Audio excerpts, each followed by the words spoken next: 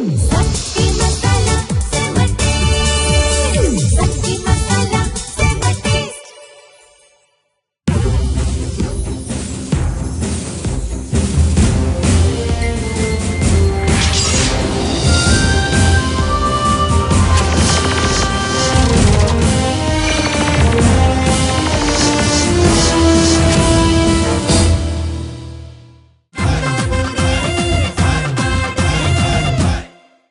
இந்த வாரம் நம்ம பச்சை மோர் குழம்பு எப்படி பண்ணுறதுன்னு சொல்லி பார்க்க போகிறோம்.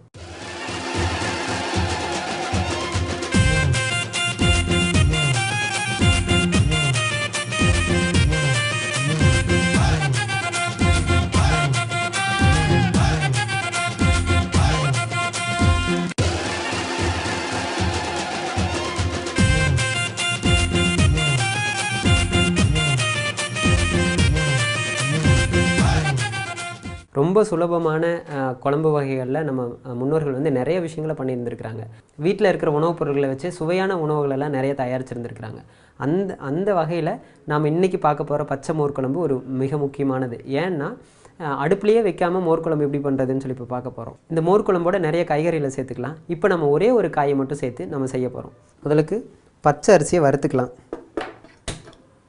இப்போ நம்ம அடுப்பில் இந்த பச்சை மோர் குழம்புல அடுப்பில் வச்சு சூடு பண்ணுறது அப்படின்னு பார்த்தா இந்த அரிசியை வறுக்கிற ப்ராசஸ் மட்டும்தான், மற்ற எதுவுமே கிடையாது.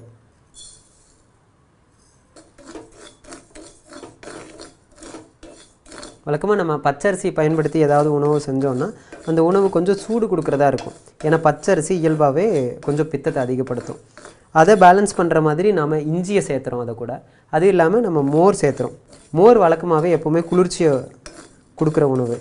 வழக்கமாக நம்ம உணவுகளில் நிறைய பழமொழிகள் இருக்குது. அதில் வந்து மோர் பெருக்கி அப்படின்னா நம்ம வழக்கமாக தயிரை கடைஞ்சி வெண்ணெய் எடுத்தோன்னா அந்த மோர் வந்து கொஞ்சம் கெட்டியாக இருக்கும். அதாவது கொஞ்சம் தண்ணியும் இல்லாமல் தயிரும் இல்லாமல் கெட்டியாக இருக்கும்.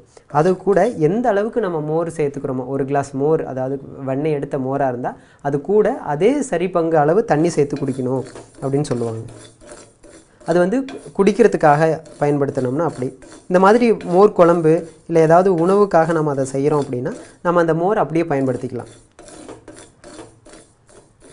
நம்ம இன்னொரு விஷயம் தெளிவாக புரிஞ்சுக்க வேண்டியது என்னென்னா, மோர் அப்படின்னா தயிர்லேருந்து வெண்ணெய் எடுக்கிறது தான் மோர். தயிரில் கொஞ்சம் அதிகமாக தண்ணியை ஊற்றிட்டு மிக்சியில் போட்டு ஒரு சுற்று விட்டு எடுத்துட்டோம்னா அதுக்கு பேர் மோர் கிடையாது. கண்டிப்பாக அதில் இருக்கிற வெண்ணெய் எடுத்துடணும். அப்படி வெண்ணெய் எடுத்த மோருக்கு தான் இந்த மோருக்கு என்னென்ன குணம் சொல்லியிருக்கிறாங்களோ அதெல்லாம் இருக்கும். மோர் இயல்பாக நம்ம உடம்புனுடைய சூட்டை குறைக்கும். அது சில மருந்துகளுக்காக பயன்படுத்துறது எல்லாமே தயிரில் அதிகமாக தண்ணி ஊற்றி கடைஞ்சி குடிக்கிறதுனால மோரினுடைய பலன் நமக்கு கிடைக்காது. இந்த அரிசி நல்லா வாசம் வர வரைக்கும் வறுத்தா போதும். பொரியிற மாதிரியோ இல்லை செவக்கிற மாதிரியோ இருக்கணும்னு அவசியம் கிடையாது. கொஞ்சம் நேரம் ஆற வச்சுக்கலாம். அந்த சமயத்தில் இந்த மோர் பச்சை மோர் குழம்புக்கு தேவையான மசாலாவை அரைச்சிக்கலாம். இஞ்சி, ரொம்ப கம்மியான அளவு இஞ்சி, சீரகம், கருவேப்பிலை ஒரு 4, சின்ன துண்டு பெருங்காயம். இந்த மசாலா கலந்ததுக்கப்புறம் வறுத்த பச்சரிசியை நல்லா மாவாக்கிக்கிட்டு இந்த மோர் குழம்போடு சேர்த்த போகிறோம்.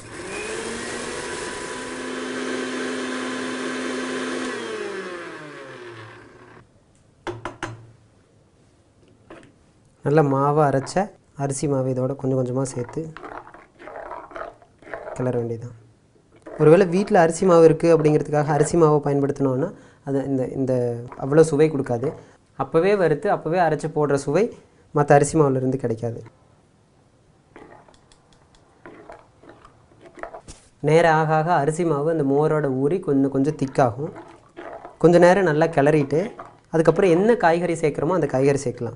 ஒருவேளை வத்தல் அந்த மாதிரியும் சேர்த்துக்கலாம். நம்ம சுண்டை வத்தல், அப்புறம் கொத்தவரங்காய் வத்தல் அந்த மாதிரி ஏதாவது சேர்த்துறனாலும் சேர்த்துக்கலாம். ஒருவேளை அப்படி வத்தல் ஏதாவது சேர்த்துறோம் அப்படின்னா அது முன்னாடி நாள் இரவே வந்து மோரில் ஊற வச்சுருந்துருக்கணும். இல்லை அப்படின்னா புளிச்ச நீர் ஆகாரத்தில் ஊற வச்சுருக்கணும். அப்படியும் இல்லை அப்படின்னா புளிச்ச காடி தண்ணி அதாவது கஞ்சி தண்ணியில் ஊற வச்சுருந்துருக்கணும். இப்போ ஒருவேளை இந்த மாதிரி பச்சரிசி பயன்படுத்த விருப்பம் இல்லாதவங்க காடி இருந்துச்சுன்னா காடி பயன்படுத்தலாம். காடி இல்லாதவங்க அரிசி வடித்த முதல் கஞ்சி நல்லா கெட்டியாக இருக்கிற கஞ்சை இந்த மோரோட பயன்படுத்திக்கலாம். ஆக மொத்தம் எந்த முறையில் நம்ம இதுக்கு அரிசியோ இல்லை கஞ்சியோ இல்லை காடி தண்ணியோ இல்லை நீராகாரமோ சேர்த்துனாலும் அது எல்லாமே உடலுக்கு குளிர்ச்சியை தரக்கூடியதாக தான் இருக்குது. இப்போ இந்த பச்சரிசி மட்டும்தான் சிறு சூடு தந்தாலும் அதை வறுக்கிறப்போ கொஞ்சம் மாறும். அதே சமயம் இந்த மாதிரி மோரோட சேர்த்து அது கூட இஞ்சி இருக்குது. அப்போது இதில் பச்சரிசி மட்டும்தான் சிறு சூடு தரும். இதை மோரோட கலக்கிறப்ப எந்த தொந்தரவும் பண்ணாது. இது நல்லா கலங்கினதுக்கப்புறம் என்ன காய் சேர்த்தணுமோ அதை சேர்த்துக்கலாம். நாம் இப்போ வந்து மாங்காய் துருவல் சேர்த்துறோம்.